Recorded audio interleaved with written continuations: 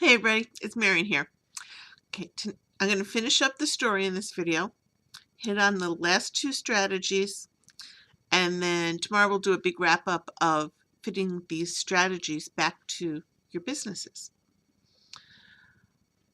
Strategy 4, live as if perception is reality. Because to the other person it is. Back to my story. After I would wipe up the table with these guys, suddenly I was a pool hustler. I didn't ask them to put their money where their mouth was. I never challenged them. I never told them they had to buy me drinks. I didn't even drink much back then. I still don't. It puts me to sleep. Nothing personal about it. I just didn't drink much. I didn't bet. I didn't any of the other things that would go along with being called a hustler. I didn't do that. But because I beat them, suddenly I was a hustler. Arguing wouldn't do any good. So learn to live as if perception is reality. The next piece of the story gets kind of cute because it wasn't until years later that I sort of kind of understood all this. I told you there was the pub that we hung out at, and then this other place I used to like, and I actually lived off campus the second semester back closer to this place, was just outside of school grounds. It's gone now. Joe and I went back looking for it, and looks like the school grounds expanded and it's where a parking lot is now. But it was, like I said, it was like hanging out in somebody's basement, except for the weekends. The weekends would get jam-packed, and Buffalo's got a lot of colleges in it, and there'd be locals, so there'd be a lot of people from all over in there. Well, one night I was there, and I didn't know at this time. It wasn't too much later that I found out I was supposed to be in one of the roughest areas in the city.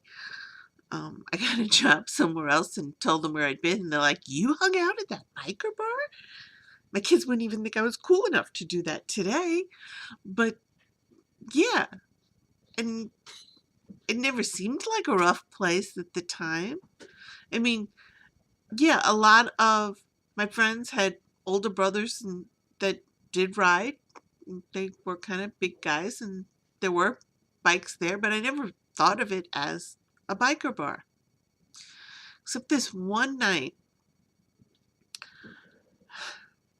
I played against a jerk.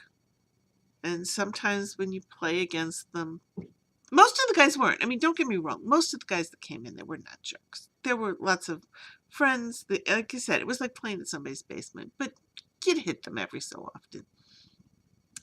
And this guy grabbed my ass, which did not make me happy. And I turned around and I gave him the evil eye. I glared at him. And the funniest thing was he looked really scared. And he went right out the bar door. Well, I turned around, and behind me, I don't know, 10, 12, I guess they were kind of big guys. They were all glaring along with me because he touched their little sister. And that's the final strategy to live by, guys. Have a team. Don't try and do this on your own. Whatever life throws at you, have a team. So there you have it. The 5 strategies, and there are more in life, no doubt about it, but these are really 5 that will help you. Play to your strengths. Practice, practice, practice. Anchor your best resourceful states and trigger them as needed on purpose. That's one thing I didn't have back then that sort of had to learn along the way. Live as if perception is reality, and always have a team behind you.